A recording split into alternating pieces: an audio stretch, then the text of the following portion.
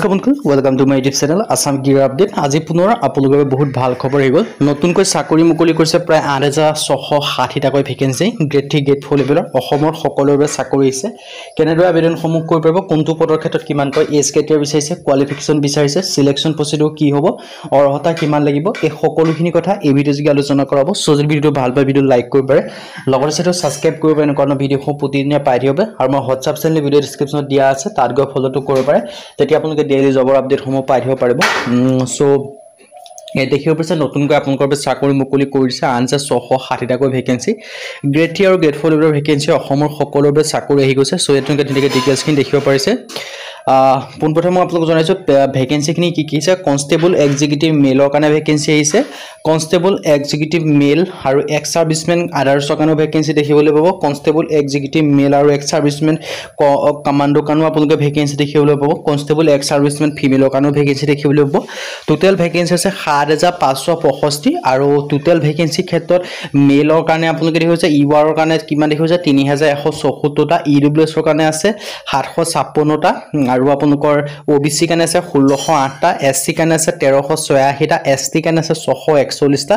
Total আছে 7565 টাকৈ vacancy আপোনালোকে দেখিবলৈ পাব। সো যদি আপোনালোকে ইন্টাৰেস্টেড হয়, এলিজিবল হয়, আপোনালোকে এই ভেকেন্সিখিনি ক্ষেত্ৰত আবেদনসমূহ কৰি ল'ব পাৰিব। আপোনালোকৰ এটা ভাল সুযোগ আৰু এটা সুবিধা আছে। সো সুযোগ আৰু সুবিধাটো গ্ৰহণ কৰি যদি আপোনালোকে বৰ্তমানলৈকে আবেদনসমূহ কৰা নাই ভেকেন্সিখিনি ক্ষেত্ৰত আপোনালোকে আবেদনসমূহ কৰি ল'ব পাৰিব। আৰু এই ভেকেন্সি কিটাৰ ক্ষেত্ৰত প্ৰতিটো ক্ষেত্ৰত আপোনালোকে ৰিজাৰ্ভেশ্যন আৰু ৰিলেক্সেশ্যনসমূহ লাভ কৰিব পাৰিব। সো যদি ইন্টাৰেস্টেড হয়, এলিজিবল হয়, আপোনালোকে আবেদনসমূহ কৰি ল'ব পাৰিব। ডিটেইলছখিনি আপোনালোকে এনেকৈ দেখিব পাৰিছে। আৰু ইয়াত আপোনালোকে দেখিছে 10% ৰিজাৰ্ভেশ্যন পাব এক্স সাৰ্ভিসমেনৰ কাৰণে। সো যদি আপোনালোকে এতিয়ালৈকে আবেদনসমূহ কৰা নাই, আপোনালোকে আবেদনসমূহ কৰি ল'ব পাৰিব। যেনেকৈ ডিটেইলছখিনি আপোনালোকে দেখিব পাৰিছে। টেন্টেটিভ ভেকেন্সি ক্ষেত্ৰত উল্লেখ কৰিছে যে এইখিনি আপোনালোকৰ টেন্টেটিভ ভেকেন্সি হয়, মানে টোটেল যিমানটো ভেকেন্সি সেই ভেকেন্সিখিনি বঢ়াৰ সম্ভাৱনা আছে, যিহেতু এইকেইটা টেন্টেটিভ ভেকেন্সি হয়। সো টোটেল ভেকেন্সিখিনি কথা ক'লোৱে আৰু ডিটেইলছখিনি আপোনালোকক জনাই দিছোঁ। আৰু এইখিনি আপোনালোকৰ মুকলি কৰিছে দিল্লী পুলিচৰ ফালৰ পৰা। দিল্লী পুলিচৰ ফালৰ পৰা এইখিনি ভেকেন্সি মুকলি কৰি দিছে। সো দিল্লী পুলিচৰ ভেকেন্সিখিনি অল ইণ্ডিয়া কেন্দ্ৰীয় আবেদনসমূহ কৰিব পাৰিছে, অকল দিল্লী কেন্দ্ৰীয় আবেদন কৰিব তেনে নহয়, অল ইণ্ডিয়া কেন্দ্ৰীয় ভেকেন্সিখিনি ক্ষেত্ৰত আবেদনসমূহ কৰি ল'ব পাৰিব। গোটেই ডিটেইলছখিনি আপোনালোকে দেখিব পাৰিছে।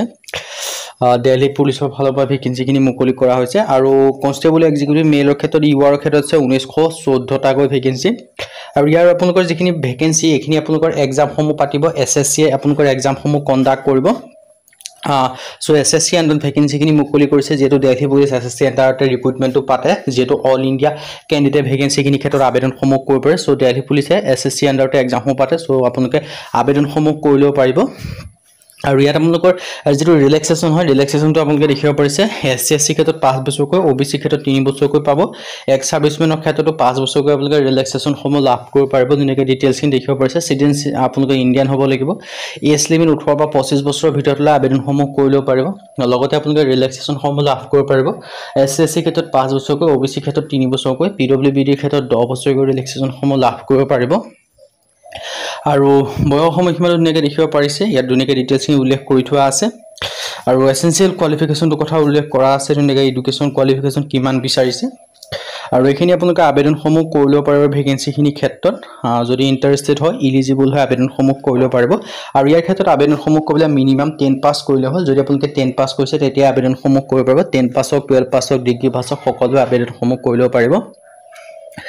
আৰু ধুনীয়াকৈ ডিটেইলছখিনি দিছিল। কিন্তু আপোনালোকৰ মেল কেণ্ডিডেটৰ কাৰণে LMV মটৰচাইকেল যিখন লাইচেঞ্চ হয় সেইখন বিচাৰিছে, কিন্তু লাৰ্ণাৰ লাইচেঞ্চটো এপ্লিকেবল নহয়, কিন্তু আপোনালোকৰ এখন LMV লাইচেঞ্চৰ প্ৰয়োজন হ'ব। সো এই ভেকেন্সিখিনি ক্ষেত্ৰত আবেদনসমূহ কৰিবলৈ ইয়াত ধুনীয়াকৈ ডিটেইলছখিনি দিয়া আছে। আবেদনসমূহ যে কৰিম বুলি হৈছে, এডভাৰটাইজমেণ্টৰ লিংক আৰু আবেদনসমূহ কৰিম বুলি হৈছে, লিংক ডেছক্ৰিপশ্যনত দিয়া আছে। সেই লিংকৰ থ্ৰুদি গৈ আপোনালোকে আবেদনসমূহ কৰি ল'ব পাৰিব। আজি ভিডিঅ' যদি ভিডিঅ' ভাল লাইক কৰিব, লগৰ চেনেলটো ছাবস্ক্ৰাইব কৰিব, এনেকুৱা ভিডিঅ'সমূহ প্ৰতিদিনে পাই থাকিব। আজিৰ ভিডিঅ'ত লগ পাম।